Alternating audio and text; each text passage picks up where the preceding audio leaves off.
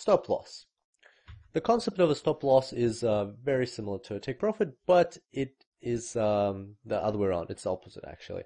So this is our market movement. We enter into a buy order, and we can embed a stop loss with our buy order. So it's an additional order in the Forex market, but it is linked to our buy order. So basically what it means is if the price was ever to go and reach this red level or go below it, then the buy order has to be automatically closed.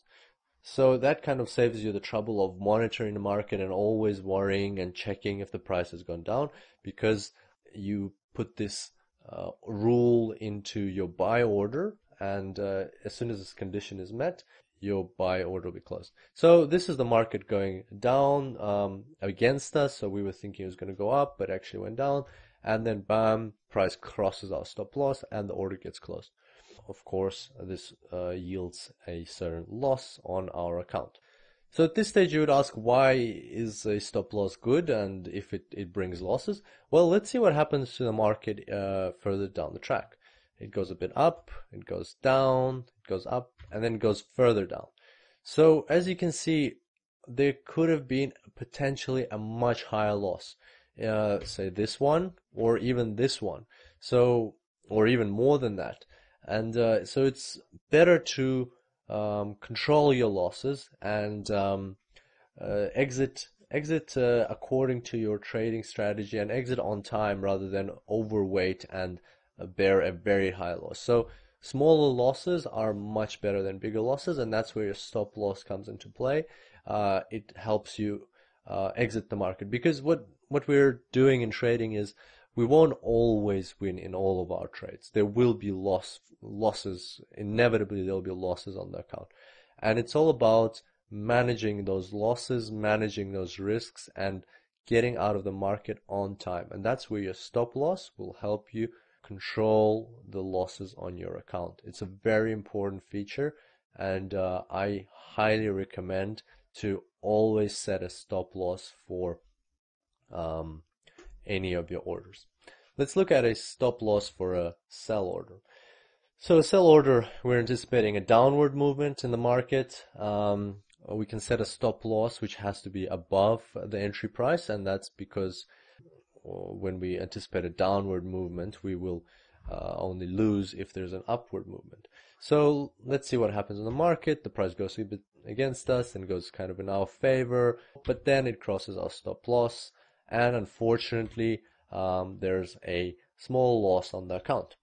Let's see what happened to the price going forward. Went up, went even further up.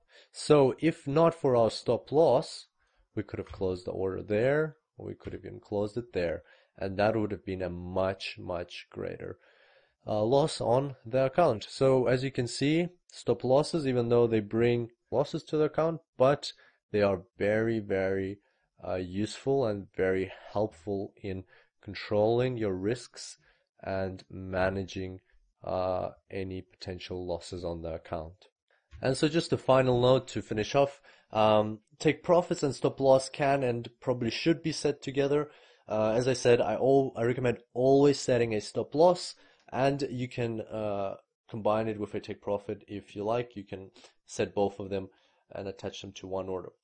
Finally, a word of caution. Sometimes when the market volatility is very high, for example, during in market news, your broker may not be able to execute your stop loss. It is a very rare condition, but sometimes happens when there's just basically no price, no takers at your stop loss level or take profit level. And what will happen then is a massive slippage can happen, and even though you have a stop loss, it's not 100% guarantee that your order will be closed at stop loss. It's probably like a 90-95% guarantee, but sometimes it does happen that an order can slip through. That's an inherent risk of the Forex market.